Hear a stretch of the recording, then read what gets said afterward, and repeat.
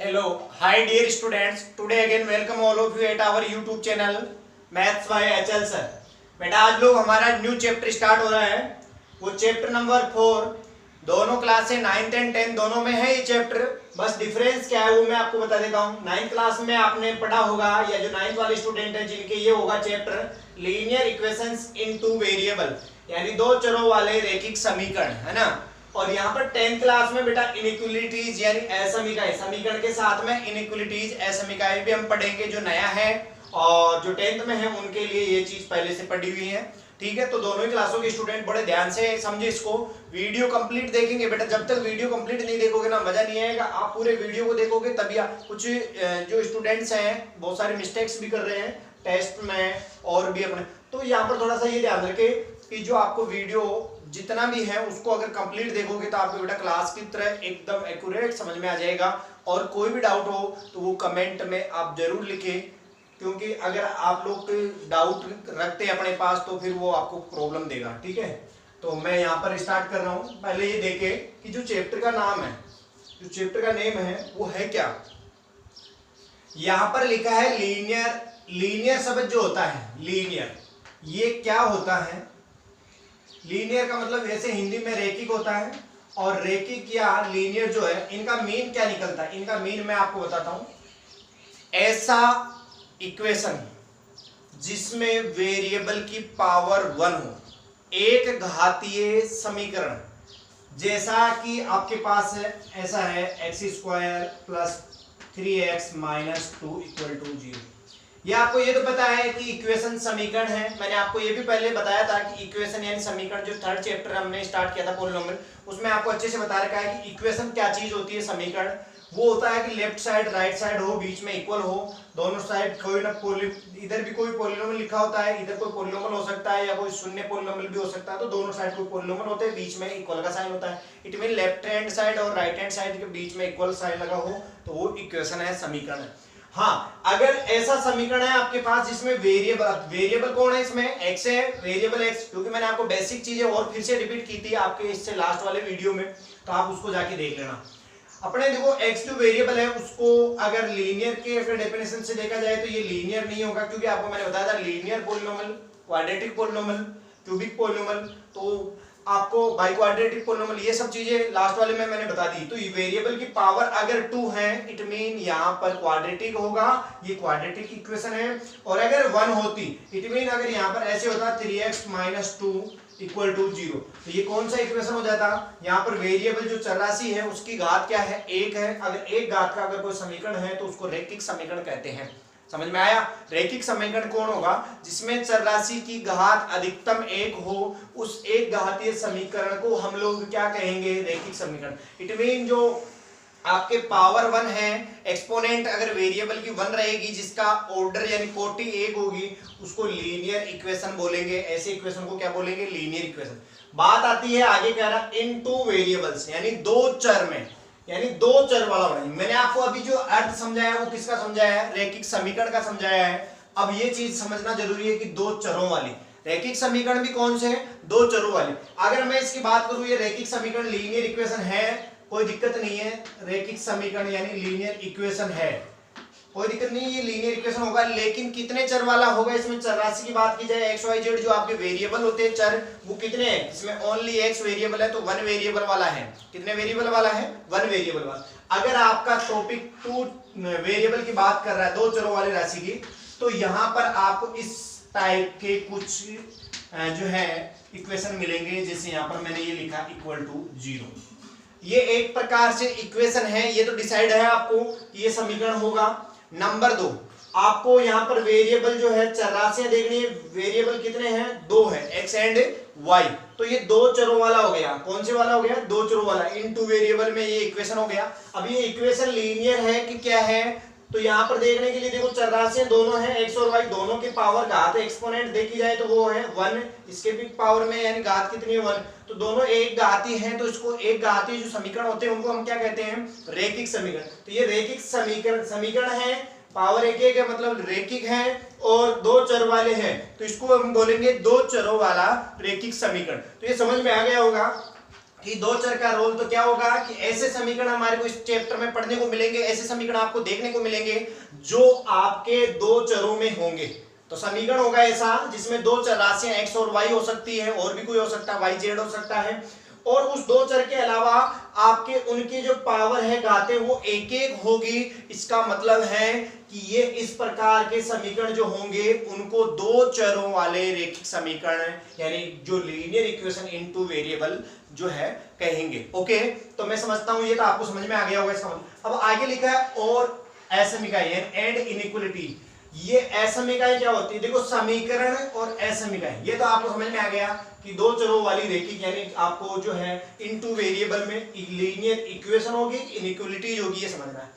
Linear है लेकिन अभी ये फिलहाल यहाँ पर इक्वल का साइन लगा है, तो क्या है बेटा, समीकरण है, इक्वेशन है, इक्वेशन। ये इक्वेशन इनइक्वालिटीज में कब चेंज होता है, यानी समीकरण कब असमीका बनती है, ये बाकी सब चीजें वो की वही रहेगी, एक्स वाई की पावर 1 1 होगी, एक्स वाई होंगे दो ही वेरिएबल। तो असमीका का ये रूप कब धारण करेगी, यानी असमीका में कब चेंज होगी, कब कन्वर्ट होगी, जब आपके यहाँ पर इक्वल का साइन हटा दे और इसकी जगह या तो ये साइन या ये वाला या फिर ये या फिर ये, इन चारों में से कोई एक भी साइन यहां पर लग गया, इक्वल को बराबर के चिन्ह को हटाकर बड़े छोटे के इनमें से चारों में से कोई भी एक साइन चिन्ह आ गया है यहां पर, तो समझ लेना ये जो पूरा मामला है वो क्या बन जाएगा, दो चरों वाला रेखिक असमीका।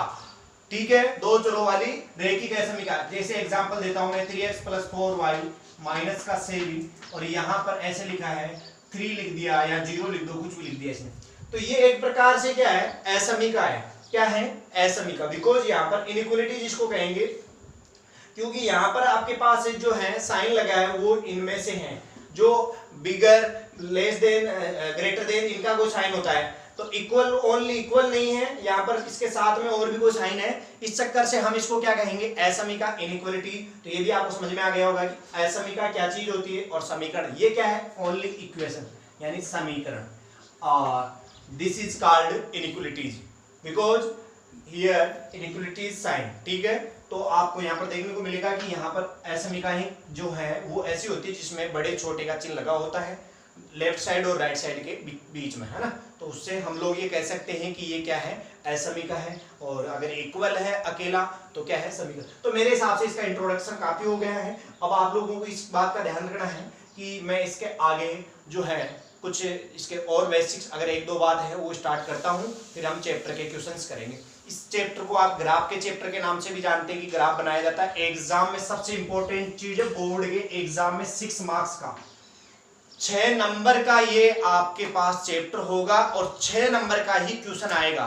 बोर्ड का जो अभी तक का जो पैटर्न है उसमें क्वेश्चन नंबर 26 जो सेक्शन डी आता है, लास्ट में 5 क्वेश्चन आते हैं जो 6-6 नंबर के होंगे, तो 6 मार्क्स आपको ये 26 जो पहला क्वेश्चन होगा 6 नंबर का, जब 26, 27, 28, 29, 30 यानी 26 to 30 तक जो 6 नंबर के 6 मार्क्स के आपके क्वेश्चंस आते हैं बोर्ड एग्जाम में, उसमें पहला क्वेश्चन ही 6 मार्क्स का यहाँ से अपनी नोटबुक से यहाँ से स्टार्ट होगा, चैप्टर नंबर 4।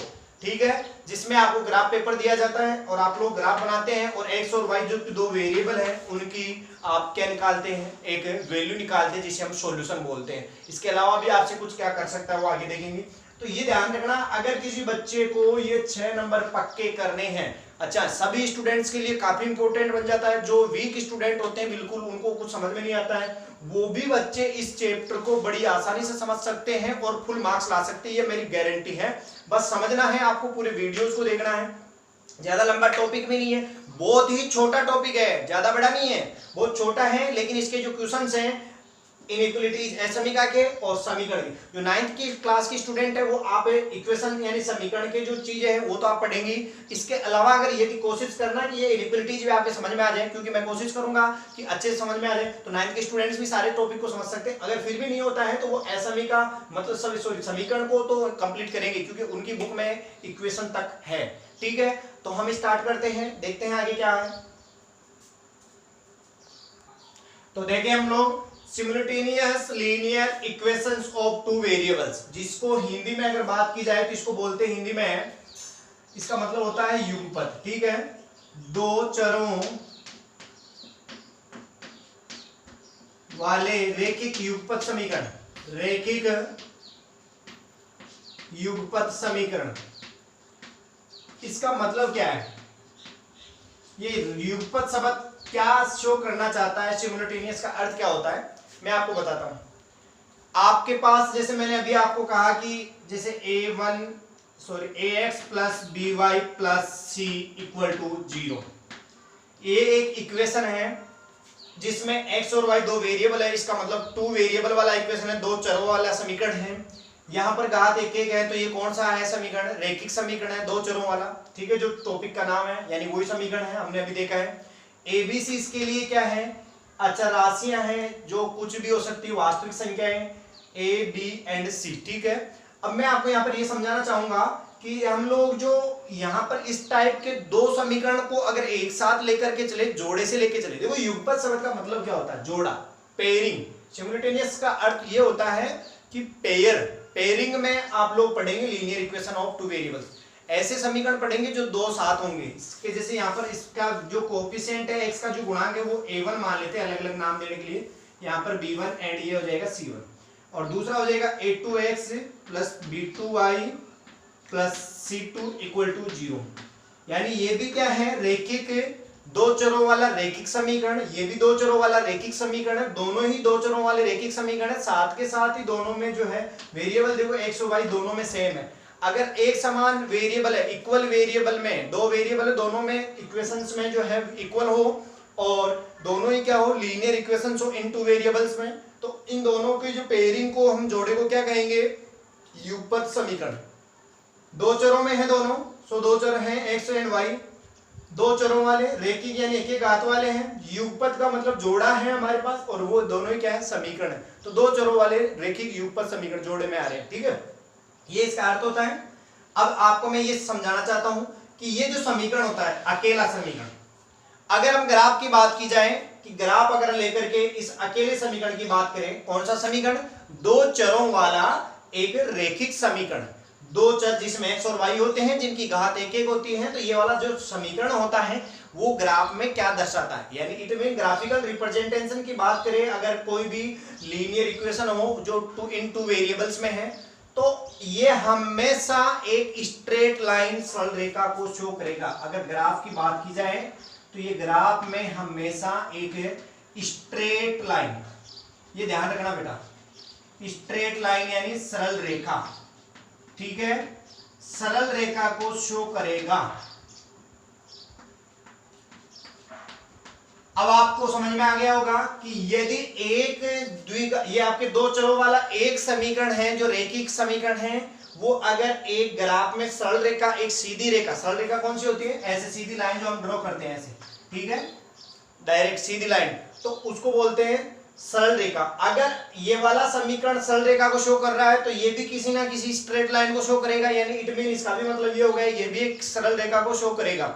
इसका मतलब यहाँ पर ये जो युगपत समीकरण आते हैं, ये दो इक्वेशंस आपके पास है जो पेयरिंग में आती हैं, ये दोनों दो लाइन को शो करेगी, ठीक है। और मैं आपको ये भी बता देता हूं, मैथ्स का एक रूल होता है बेटा, मैथ्स चाहे आप कहीं भी पढ़ो, इसमें आपके पास जो वेरिएबल होते हैं, अगर उन वेरिएबल्स की फिक्स एक्यूरेट वैल्यू जिसे हम सॉल्यूशन बोलते हैं वो निकालनी है, तो इस बात का हमेशा ध्यान रखना, जितने आपके इक्वेशन में वेरिएबल अननोन है, उतने ही आपके पास उन वेरिएबल में टोटल इक्वेशन भी होने चाहिए। जैसे पहला आपके पास इक्वेशन समीकरण है जिसमें x और y दो क्या है?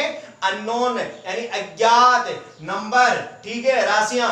और अगर इन्हीं दो जिनको हम वेरिएबल चर राशि बोलते हैं, वेरिएबल है ना, चर, अगर इस समीकरण में x और y दो वेरिएबल है, तो भैया x और y में आपके पास कितने समीकरण होने चाहिए? दो, यानी एक तो ये है, एक और होना चाहिए आपके पास, तब भी आप x और y की एक्यूरेट एकदम सटीक वैल्यू जिसे हम बोलते हैं सॉल्यूशन, x और y के ऐसे बहुत सारी वैल्यू निकालेंगे, यहाँ पर पुट करेंगे, इसको सेटिस्फाई कराएंगे, लेकिन x और y की वो वैल्यू समझना बेटा, ऐसी वैल्यू x एंड y की जो दोनों ही इक्वेशन में रखें। जैसे सपोज करो x इक्वल टू 1 है, y इक्वल टू 2 है, तो x equal to 1 and y की वैल्यू 2 इसमें पुट करें तो ये वाला इक्वेशन पूरा का पूरा सेटिस्फाई संतुष्ट हो जाए और वही वैल्यू इस सेकंड इक्वेशन में डाले तो वो भी सेटिस्फाई हो जाए।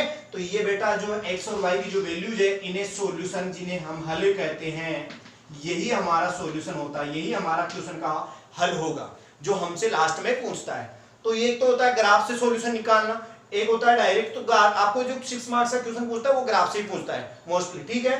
तो 99% ये समझ के चलना कि यहाँ पर आपको बहुत जल्दी से समझ में आने वाला है कि ये अगर स्ट्रेट लाइन को शो करता है ग्राफ में, ये भी स्ट्रेट लाइन को शो करता है, दोनों ही सरल रेखाएं किस पर बनाते हैं आप, क्योंकि दोनों ही एक प्लेन पर होगी, यानी दोनों ही एक समतल पर होगी। जैसे मेरे पास, आप एक चीज समझने की कोशिश करना, मेरे पास ये दो पेन हैं, जिन पेन्स की अगर बात करूं मैं, अगर मैं ऐसे, ये एक बोर्ड के ऊपर है एक बोर्ड से ऊपर है, ऐसे में दिखाऊंगा तो आपको हो सकता है इंटरसेक्टिंग प्रतिच्छेद करते हुए दिखाई दे, लेकिन ये प्रतिच्छेद नहीं कर रहे, आप चाहे देख सकते हैं, यानी दोनों के बीच में गैप है। इसका रीजन क्या है, दो स्ट्रेट लाइन आपको ऐसे दिख भले ही रही है लेकिन फिर भी इंटरसेक्ट नहीं कर रही। इसका रीजन ये है कि दोनों लाइनें एक प्लेन में, एक समतल में नहीं है।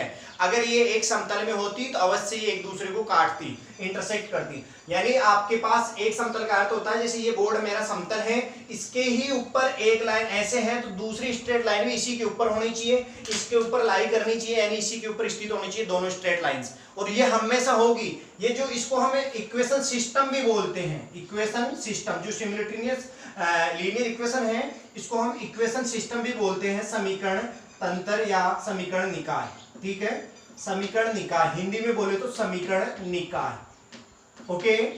इसको समीकरण निकाय या इक्वेशन सिस्टम भी बोलते हैं, जो दो समीकरण आते हैं दो चरों वाले रेखिक, ठीक है, दोनों जोड़े के साथ में आएंगे हमेशा, बिकॉज हमको पता है कि सॉल्यूशन यानी हल ज्ञात करने के लिए आपको कहेगा, क्वेश्चन हमेशा आपको ये कहेगा इसको सोल्व कीजिए एंड x एंड y की वैल्यू फाइंड कीजिए, यानी x और y का मान ज्ञात करना हल करके।